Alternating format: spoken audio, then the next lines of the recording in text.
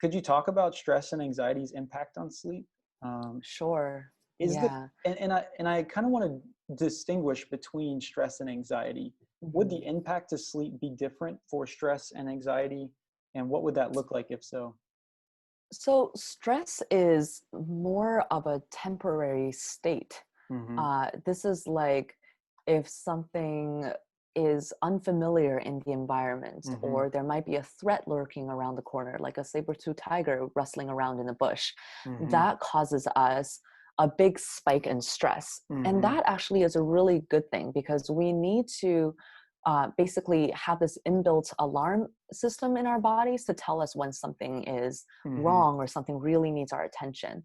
Now, what goes wrong is if stress becomes chronic. Like if there's always a saber-tooth tiger lurking around the corner, then Mm-hmm. we should probably just move and go to a different place, right? Or, if there's something constantly wrong at work, hopefully that's a cue that we need to go and actually confront a problem or solve Mm-hmm. it, or leave a toxic situation, Mm-hmm. or gain a skill is outside of um, our normal behaviors. And so this is a difficult question to answer, because there's Mm-hmm. whole books that you can read Yeah. about Yeah. managing stress or managing anxiety. But to answer the short form of your question, so stress is a temporary state that's Mm-hmm. useful unless it becomes chronic, and anxiety is a little bit more in our heads. So this is a more chronic form of worrying, of Mm-hmm. um, being having our fight or flight systems activated more regularly Mm-hmm. by things that should not be constantly causing us anxiety. Mm-hmm. So, for example, people who are anxious about doing presentations, totally understandable to feel nervous, to feel those Mm-hmm. that pit in your stomach before a Mm-hmm. presentation. But if that's causing you a problem day after day after day after day, then that becomes an anxiety disorder, or something like an anxiety disorder. So in terms of how those affect sleep, anxiety can carry over into the nighttime. So even if you're not doing a presentation in the middle of the night, you could be thinking about doing one.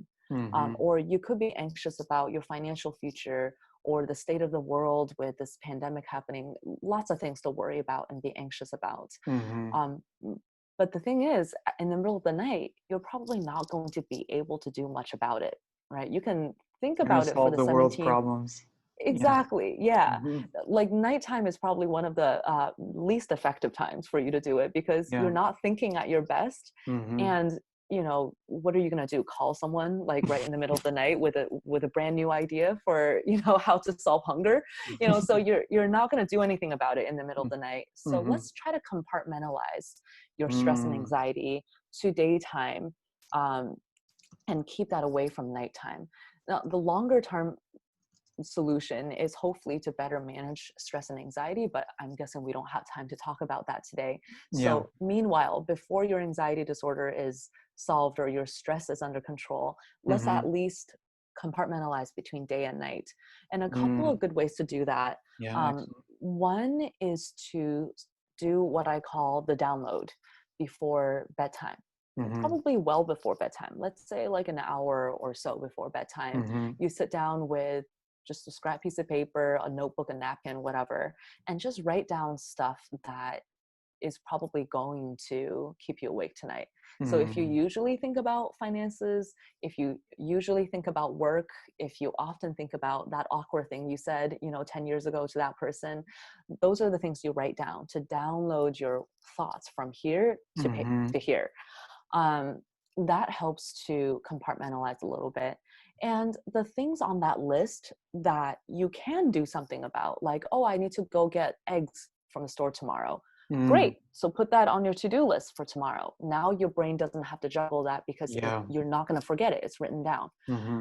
Now, for the things that you cannot control, like racism in the world, you can Mm-hmm. do it a little bit, but you're not going to solve that right away with a to-do Mm-hmm. list. So Mm-hmm. what do you do about those issues? You can give yourself a limited worry window each day, like well before bedtime. when you're downloading from here to here, you do your worry time. You let your hair down and just worry as much as you want, worry your heart out, so that you kind of get it out of your system, so that when it's bedtime, if those worries start coming up again that you can't actually control or can't do anything about, you can tell yourself, oh, actually, I've already worried about that today.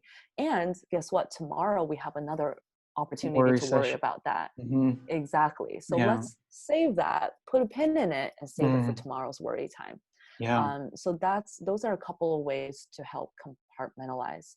And if you find yourself unable to control that, the racing mind, the busy brain in the middle of the night, and the worry time didn't help, or the to-do list is still floating in your mind, do a little exercise by yourself where you imagine, you close your eyes and take a deep breath and imagine the thoughts in your head as written out on, I don't know, a piece of paper or on a piece of wood or something like that.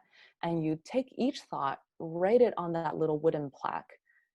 And then in your mind's eye, put that plaque on a leaf and put that leaf on a river and watch that leaf gently float away. No need to push it away quickly. No need to try to drown the leaf.